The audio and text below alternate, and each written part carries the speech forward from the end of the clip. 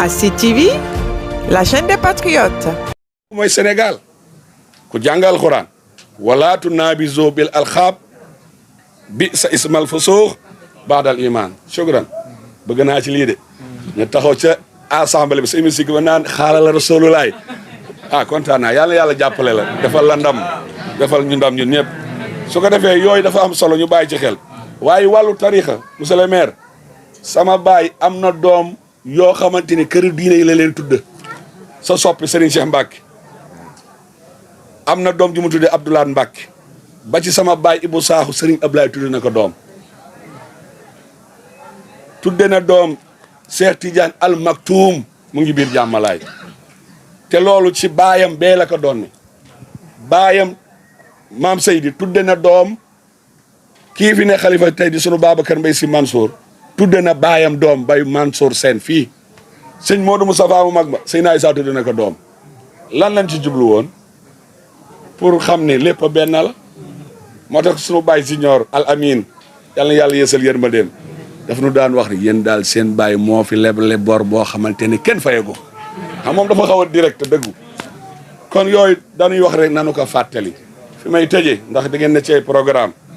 waaye nag li ngeen ma jaral wax naa ko monsieur le maire fa man sama daal fa laa ko bàyyi ningal wallaay sol ma daal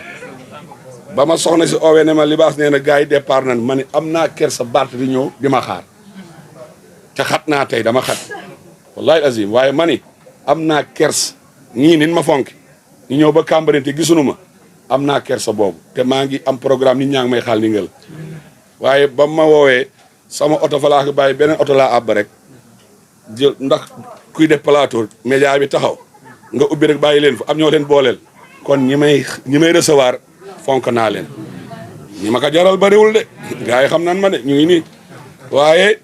samay dàll ak yëpp fa laa ko bàyyi di su ma paree fii fa laa julee ji geewe te ci ab àll la kat ay tool la kat ndingal ñi ko xam nan fa laa julee ji geewe dooru ñu bis ndax waajal bis bi kon nag li may tëjee ginnaaw ba ma la sante gërëm la wax ne sant naa li nga defal sama jarbaat bi waaye nee nan ko ñun ay nijaayam ak i maamam yëpp incha allah li nu teral wallahi doo ko rëccu te wane nga yoon wi de mbir yi dafa paase rek mu jël ko def ko ci cabinet boole ko ci ñi ko gën a sës loolu nag ñun nga ko defal te loolu tuutiwul ci ñun rëy na ci ñun kon nag sant nan ko moom it gërëm nanu ko ba ci tabaski ji góorgóorlu na ba ku nu fi mën a dimbali nan kontaan naa ci trop te lépp luy génne foofu jamono yi yëpp ci ay teraanga ñii ko yàlla boole ñuy ànd ak moom muy machine yeeg nangam ak nangam yëpp xale yi jot nañ ci seen i nangam kon loolu taxawaay la kon soo fi teewee dañ lay wax ne kii dafa am solo ci dëkk bi am solo ci diine ji man gaa yi xam nan ma de kii ku ko am ma kii ku ko am ma kon nag nii nga ko téyee sedd na sunu xol sant nan la ci gërëm nañu ci nit ñi nag dañu naan jàmm Sénégal waaye jàmm am na fi nanu ñaan yàlla yokk jàmm gi nanu bàyyi xel ni ñuy waxee ku nekk naan nanu ñaan jàmm nanu ñaan jàmm mais politique benn terrain la dafa am ay réalité am dafa am ñu fi ne bëgg continuer di fi ne am ñoo xamante ni feeñee ne ñoom i dañ ko bëgg kon ku ne am nga say stratégie am nga say plan am nga say démarche kon ñun sëriñ si nanu def la yàlla wax wala tafu ma laysa laka bihi ilmun inna sam'a wal basar wal fuada kullu ulay kan anhu mas'ula kilifa day maandu Barta la muy wax nga naan kii day taal day nangam ak nangam wallahi ku ko gën a baax gisuma ko ku ko gën a bëgg a jàmm gisuma ko ñeneen ñi tamit baax nanu de bëgg nanu jàmm de mais stratégie la ñun sëriñ si ñun ñoo war a xool nu nu war a waxee ak ñoom xool nu ñuy doxalee ak ñoom mais ñii ma gis kenn ci ñoom ku bëgg a taal Sénégal yeewawul Sénégal du ñii kon nag puisque milieu la boo xamante ni dafa am ay réalité am ku nekk da nga am say objectif am say nangam kon xamuñu lan war a ñaan jàmm ji fi am yàlla na ko yàlla yokk ke see fi am te ñu bàyyi leen ñu dérouler seen i politique seen i stratégie ku nekk nga xam ne nag dernier kàddu gi yàllaa ko yor loolu daal ci conseil yi man loolu laay conseil ku fi ñëw jàmm ji fi am ñu ñaan yàlla mu yokk ndax jàmm am na fi fitna lan mooy fitna ndax wax dëgg mooy fitna yooyu dañ si war a jàngaat di li am solo gis nga jàmm lu mu bëri doyul waaye fitna lu mu tuuti moytul ay xam-xam la yoo xamante ni ku xam dara da nga koy xam mais daal ñun sunu position ci réew mii mooy dañuy sant yàlla ci Sénégal ñaan yàlla yokki jàmmi Sénégal ñaan yàlla sunuy politique yàlla dimbali leen politique lu noobal la de lu am solo la de diine bañu ko de attention ñu ngi ñii dañ leen war a ñaanal de ñi nga xamante ni chaque jour ñu ngi dox lu indil jàmm askan wi sunu feebaree mën a faju fexe bu du duñu xiif ñooñu ku leen tàccul bu leen xas yàlla nag moo nattu ñii dañuy nekk pouvoir ñii nekk opposition mais ñëpp ay doomu Sénégal lañu man ma am ay njaboot ñii bokk fii ñii bokk fii may beddi kenn laa beddiwul la ma alxuraan wax laay def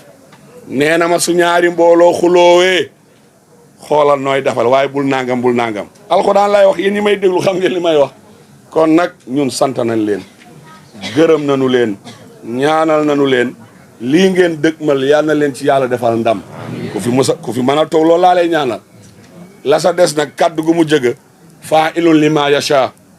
te wala yusalu amma yafalu kii def li ka soob te laajul kenn lu muy def te permettrewul kenn mu def ba pare nga naan ko yàlla tax su la mbéjee nga daal liggéey saa borooma ngoog te kii sunu maam jële di démb di tey waxoon na ca Jésus moom maam Seydi nee woon na pour wax la ñii kii manul dox lu dul jàmm Barta manul wax lu dul jàmm puisque la mu nàmpa yar ñu yar ka ci ak réalité yam Sénégal kii dafa wax démb ni Barta suñ la joxee sa leex suñ la mbajee si sa leex bii joxaat leen bii ndax violence kii waru mën a taxaw ci violence c'est impossible mais nag politique dafa am réalité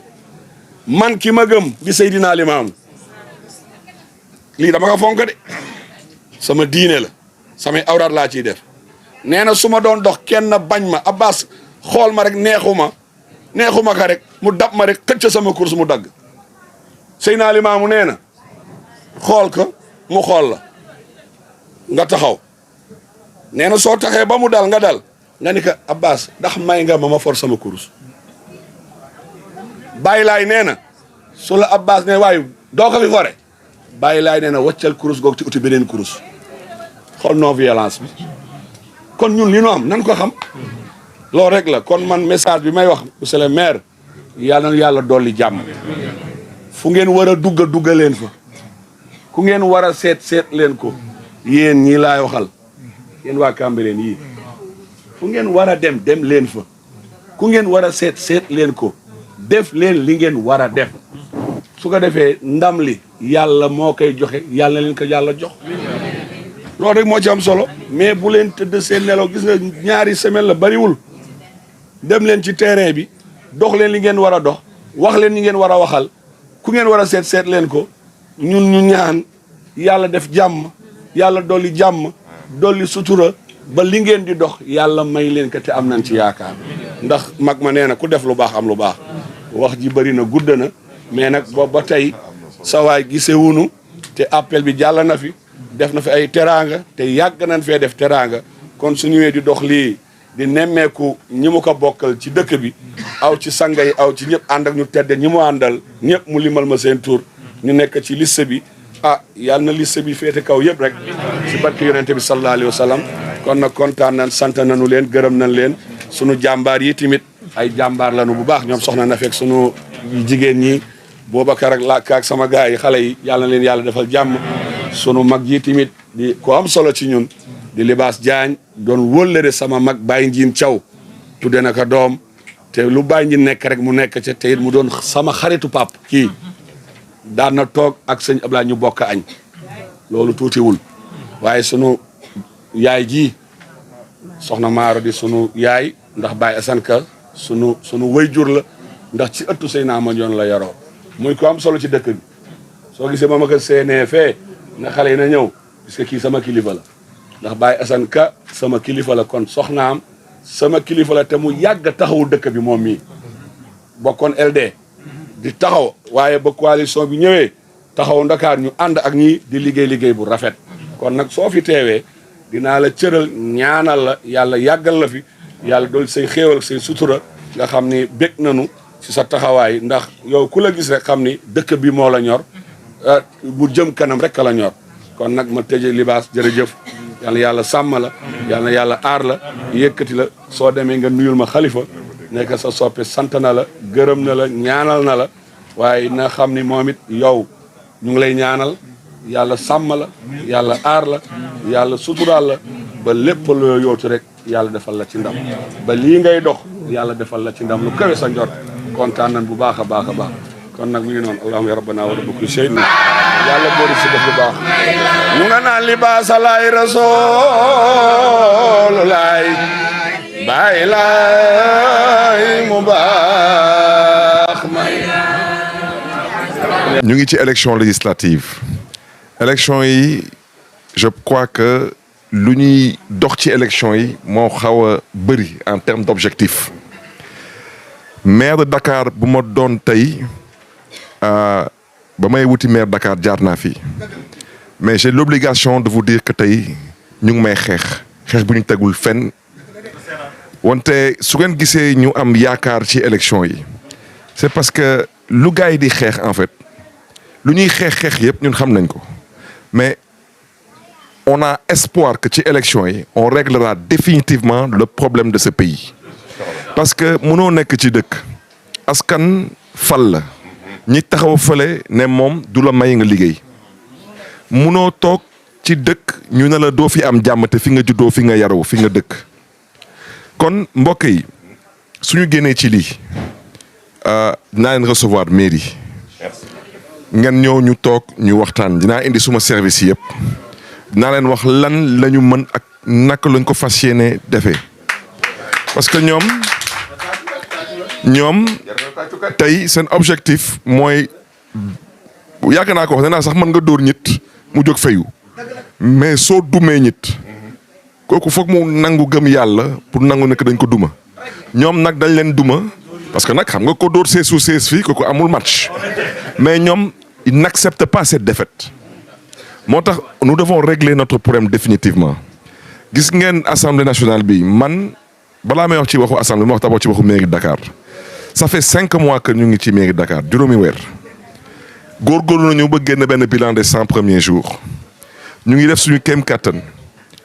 su ngeen demee parce que saa yi bu ma toogee ji dégg ñi ay waxu pavage ma leen pavage bi dañ koy def étape par étape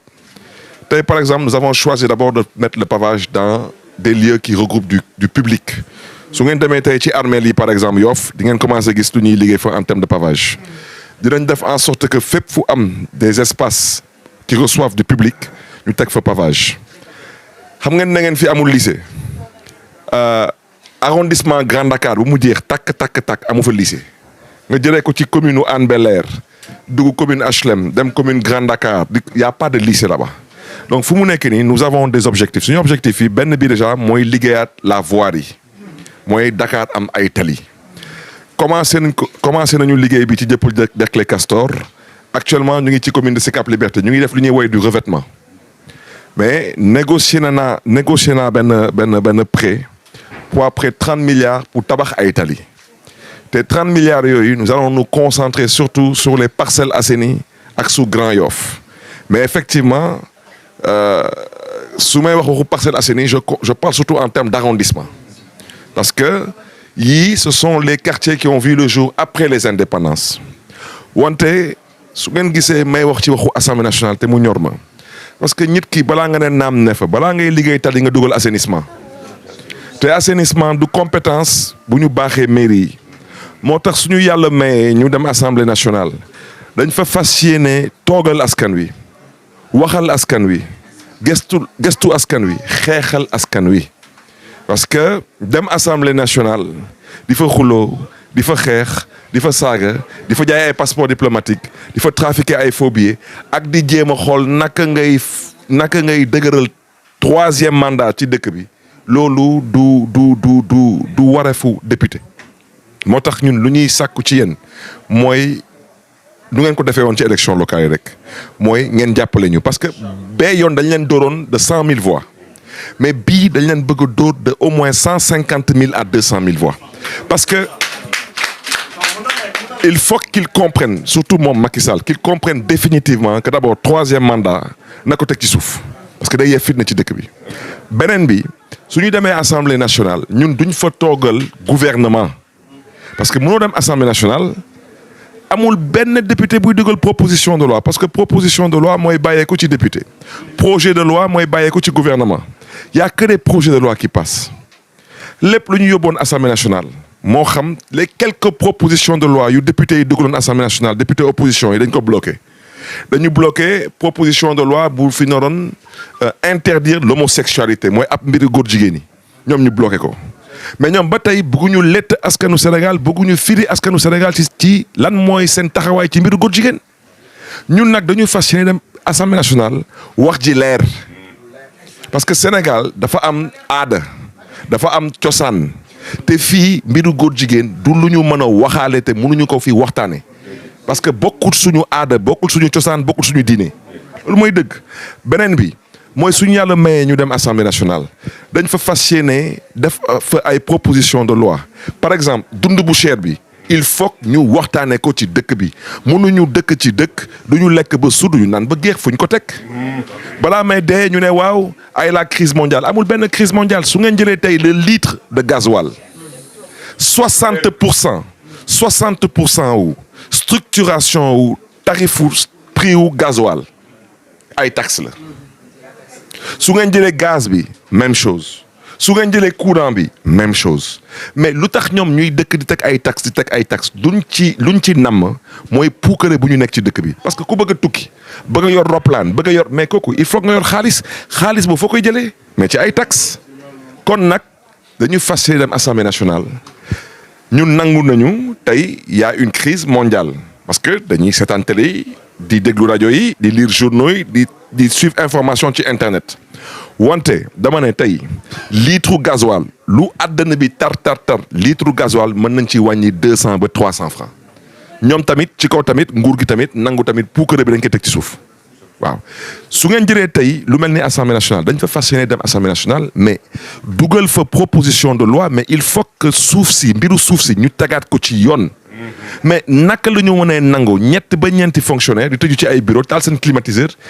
di jël suufu dëkk bi di ko tongtongee da ngay gis benn fonctionnaire mu am ay 60 terrain fuñ ko teg yow nga juddoo fii yaroo fii dëkk fii ñu ne la yow ba illaa yow midin doo fi am kër lu tax parce que doo fonctionnaire wu direction générale des impôts et des domaines parce que bokk ci nguur gi di jël suuf si di ko fooye seen biir mais où se trouve la SICAP où se trouvent les HLM ana programme location vente yi loolu il faut que ñu waxtaanee waat ko assemblée nationale tey ngeen jël lu mel ni par exemple les licences de pêche jël président Macky Sall dem signer ay accord de pêche avec l'Union européenne jël géej gi jaay ko tubaab bi 10 ans loolu moo waral tey immigration clandestine xale yi di mbëgg gaal yi parce que mool yi suñu demee ci géej gi dem taxaw fa une semaine suñu ñibbisee du ñu indi jën mais il faut bien qu'ils vivent de quelque chose donc s'ils trouvent l'opportunité en pensant que jël ndaw yi yóbbu leen Espagne foofu la ñuy amee xaalis mais dañ koy def donc ñun tamit dañu fas yéene tamit xeex les accords de pêche du président Macky Sall dañu fas yéene tamit xeex ba Sénégal bii lii di assainissement gouvernement bi taxaw si def ci kem kattanam lu tax tey su ngeen demee tey Rufisque département de Rufisque tous ces nouveaux quartiers ngeen jëlee ko Kër Ndiaye Lo dem ba Bayaax jaar ay Njaxiraat ay Bambilor ay Sangalkam ay Deni Biram ay Kër Massar foofu yëpp amul assainissement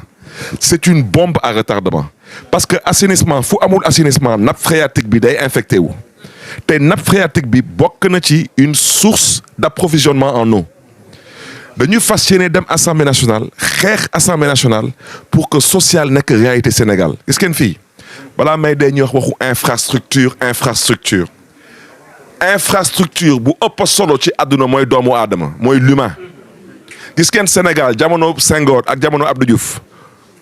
soo doon waxu Sénégal ñu ne la richesse du Sénégal ce sont ses ressources humaines lu tax parce que jamono jooju mënoon nañ faju mënoon nañ jàng école mais tey dëkk bi am pétrole am gaz dëkk bi naroon naat ndóol bi gën a fii nag am solo ci dëkk bi loolu ban explication ngeen mën a am ci loolu c'est parce que fonk ñu doomu aadama dañu bëgg a jël tey doomu aadama ba ko méngale ak mala loolu mooy dëgg bi parce que tey état kenn déggul Macky Sall mu wax fii fulla wala fayda ci waxu émigration clandestine xale yi ñu ngi dee ci géej gi Macky Sall la ngi ne pat Macky Sall lu ko ñor mooy 3e mandat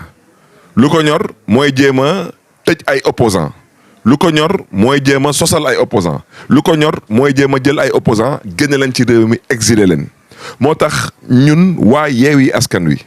ñu nangu lëkkaloo ak njabootu Ablaye Wade waa wàllu def benn coalition moo tax tey ma ànd fii ak Serigne Abo Mbacké Thiam bokk ci wàllu ànd ak Fatou Ba bii dëkk fii Cambérène moom tamit elle est sur la liste des investis titulaires département de Dakar ànd ak suma jigéen bi Ngouda Diène bàyyeeku fële ci Médina di sët ci Aram Diène moom tamit ñu investir ko man ak Abbas Fall coordonnateur départemental bu Pastef mi ngi nii sur la liste Babacar Mbeng di maire Hann Bel-Air moom tamit dañ ko investir mais tey dafa am assemblée générale Hann Bel-Air ak tamit jigéen bu ñëwee Ndioula Bathily ñun juróom-ñaari ñun ñooy tànneefu intercoalition Yewwi ak wàllu fas yéene toogal askanu Dakar ci assemblée nationale bi parce que ñoom par exemple ñoom seen juróom-ñaari tànneef yi dama leen di jox ñaari exemple rek seen tête de liste ministre la ñëpp xam nañ que ministre boo fal mu doon député day démissionner pour des ci gouvernement bi kon ñun wutuñu fii nit buy wuti place su remplaçant mooy beneen bi ñoom ci seen juróom-ñaari tànneef yi am nañ fa kenn ci ñoom man bëgguma tudd turam ndax jéppi ko kooku moo doon xeex biig 3e mandat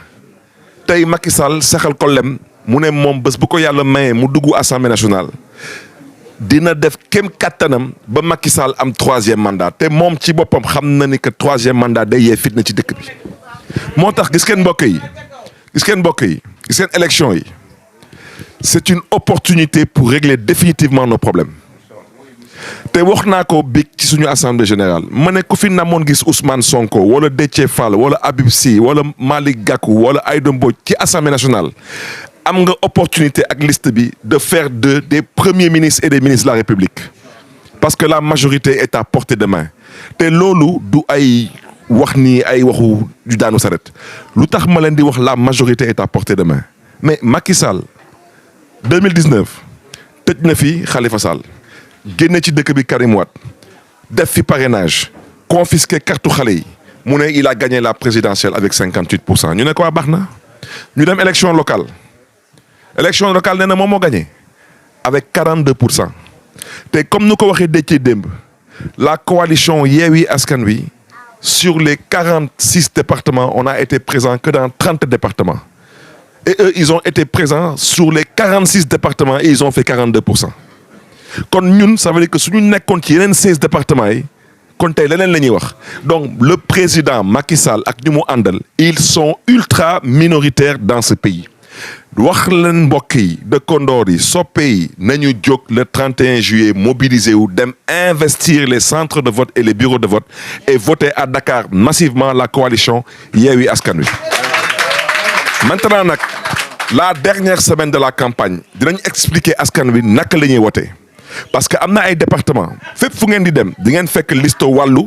bu président Ablaye Wade di ngeen gis liste Yewwi mais Dakar ku ànd ak Ablaye Wade da ngay wote Yewwi suñu demee Pikine suñu demee Mbacké ku ànd ak Yewwi Mbacké da ngay woteel Ablaye Wade parce que objectif bi mooy moom il a mis une dose plus importante sur la départementale que sur la nationale parce qu'il sait qu'il est minoritaire donc il cherche à jouer sur la dose qu'il a mise sur la départementale pour pouvoir soi-disant s'approprier une majorité qui n'est pas une majorité absolue mais loolu dinañ def suñu kéem kattan ba expliquer ko askan bi jox leen carte wax leen département bii da ngeen di woteel président Ablaye Wade ak wàllu askan bi ak wàllu Sénégal département bii da ngeen di wote Yewwi Askan Wi noonu lañ koy jàppee pour que la dose qu'il a mise sur la départementale ça se retourne contre lui. Quant à la nationale moom nee na dafa daal di disqualifier suñu liste mais ñëpp xam nañ ko loolu jaay doole la parce que moom non respect de la parité sur sa liste dafa ne fang mais comme dëkk bi malheureusement dafa am ay sénégalais yu fi doon ay fonctionnaires ñu am yaakaar ci ñoom ñu décider ñoom du ñu am benn fula seen bopp du ñu am benn fayda seen bopp ñoom Macky Sall mooy seen lépp lu leen Macky Sall sant moom la ñuy def waaw yàlla baax na ñoom ak seen pexe yàlla kay dogalam te ñun nous avons l'intime conviction que yàlla am na lu mu dul seetaan moo tax ci lu ñuy xeex nii ñu ciy jiital yàlla te moom daf ñu bëgg a dëkkaloo fu ñu dëkkul nekk ñun ay nitu fitna la ñun du ñu ay nitu fitna moom biig taxaw na fii di wax ay waxu ay force spéciale waaw mais yow fan ngeen mës a gis dëkk bu ñuy déstabiliser ak ay cocktail molotov ak ay pneu ak ay essence loolu fan la am dëkk dañ koy déstabiliser ak ay gànnaay des armes yéen jàpp leen fi benn gànnaay ngeen di jël ay nit di leen di torturer ba di leen di rey c'est d'une extrême gravité Macky Sall est un homme extrêmement dangereux parce que dëkk bi lu nekk gis nañ ko fi xeex yàgg na fi am politique yàgg na fi am wax yàgg na fi am wante tey Sénégal fu mu toll ñi jël ay doomu aadama di leen di torturer balaa may dee ñu ne waa ji dafa rëcc mais naka la nit di feebare am insuffisance rénale di rëcc ñoom nag nañu xam si ils l'ont tué le père de ce jeune homme a parlé nañ ko woo ne ko def nañ erreur wante lu mu leen bëgg nag baaxee nañ ma dégg bu baax a baax yàlla ka xam kan mooy falu wante dama ne policier ak gendarme ak magistrat rek képp ku ci dugal loxoom ci ñaawteef bi tu rendras compte demain. Il faut pas que vous pensez que parce que vous êtes commissaire de police vous êtes commandant de brigade vous êtes procureur de la République que seen yoon newu ci seen yoon na ngi ci tey nous connaissons vos noms nous vous connaissons donc na ngeen xoolaat lu ngeen di def parce que àdduna léppay jeex moo tax mbokk yi daal bañ a guddal dañuy sàkku ci yéen nu ngeen ko defee woon ci élection locale yi